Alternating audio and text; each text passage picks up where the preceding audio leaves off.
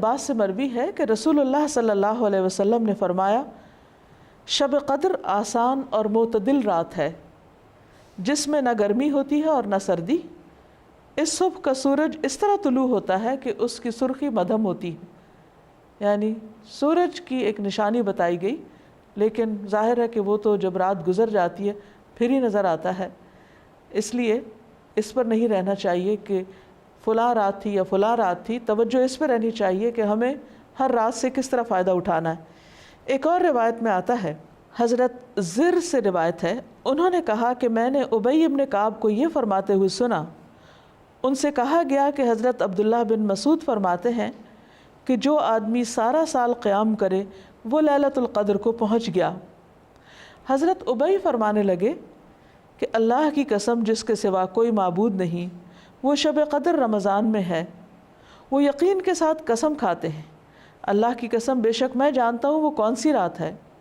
یہ وہی رات ہے جس میں اللہ کے رسول صلی اللہ علیہ وسلم نے ہمیں قیام کا حکم دیا۔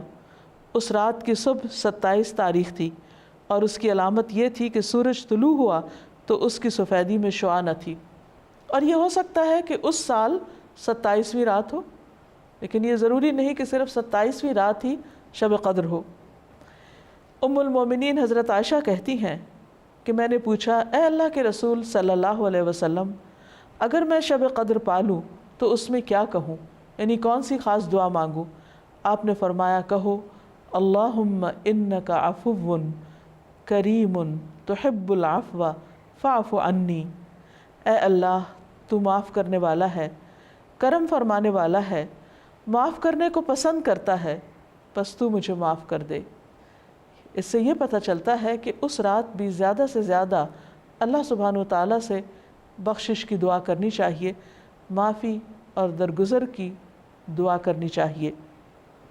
اس کے علاوہ انسان قرآن مجید کی تلاوت کر سکتا ہے، اگر خواتین نماز نہ پڑھ سکیں تو ذکر اذکار کر سکتی ہیں، تسبیحات کر سکتی ہیں، اپنی غلطیوں کی معافی مانگ سکتے ہیں ہم سب، کیونکہ اللہ تعالیٰ بندے کی توبہ سے خوش ہوتے ہیں۔ ایک حدیث میں آتا ہے کہ نبی صلی اللہ علیہ وسلم نے فرمایا ایک آدمی گناہ کرتا ہے پھر کہتا ہے کہ اے اللہ میرا گناہ معاف کر دے، تو اللہ تعالیٰ فرماتا ہے کہ میرے بندے نے گناہ کا کام کیا اور اسے علم ہے کہ اس کا کوئی رب بھی ہے جو گناہوں کو معاف فرماتا ہے اور ان پر مواخذہ کرتا ہے، میں نے اپنے بندے کو معاف کر دیا۔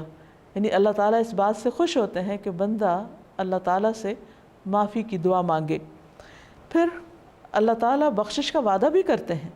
رسول اللہ صلی اللہ علیہ وسلم نے فرمایا کہ شیطان نے اللہ عز و جل سے کہا مجھے تیری عزت اور جلال کی قسم، میں تیرے بندوں کو اس وقت تک گمراہ کرتا رہوں گا جب تک ان کے جسم میں روح رہے گی، یعنی جب تک وہ فوت نہیں ہو جاتے۔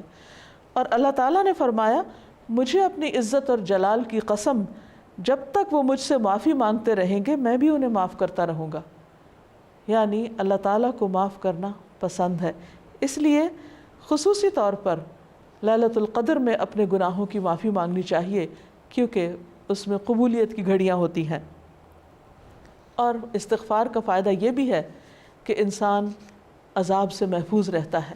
قرآن مجید میں آتا ہے کہ اللہ تعالیٰ ان کو عذاب نہیں دیں گے جب تک وہ استغفار کرتے رہیں گے۔ کوئی بھی انسان یا قوم اپنی کوتاہیوں، غفلتوں، گناہوں کی وجہ سے اللہ تعالیٰ کو ناراض کر دیتی ہے، لیکن اللہ تعالیٰ رب الرحیم ہیں، غفور الرحیم ہیں، وہ اپنے بندوں کو معاف کر دیتے ہیں۔ لہٰذا اس موقع پر ہمیں انفرادی توبہ کے علاوہ اجتماعی توبہ بھی کرنی چاہیے۔ قرآن مجید میں اللہ تعالیٰ فرماتے ہیں وَتُوبُوا إِلَى اللَّهِ جَمِيعًا أَيُّهَا الْمُؤْمِنُونَ، اے مومنو سب مل کر اللہ سے توبہ کرو۔ اللہ تعالیٰ معاف فرمانے والا ہے، خواہ انسان کے گناہ آسمان کی بلندیوں تک ہی کیوں نہ پہنچ جائیں۔ اور آپ صلی اللہ علیہ وسلم نے یہ بھی فرمایا کہ جو آدمی یہ بات پسند کرتا ہے کہ اس کا اعمال نامہ اسے خوش کر دے تو وہ کثرت سے استغفار کیا کرے۔ ایک اور روایت میں آتا ہے خوشخبری ہے اس کے لیے جو اپنے نامہ اعمال میں بکثرت استغفار پائے۔ اللہ تعالیٰ سے دعا ہے کہ اللہ تعالیٰ ہمیں یہ رات نصیب فرمائے اور ہمارے گناہوں کی بخشش فرما دے اور اپنی رحمتوں کا نزول ہم سب پر کرے۔ وآخر دعوانا ان الحمد للہ رب العالمین۔ السلام علیکم ورحمۃ اللہ وبرکاتہ۔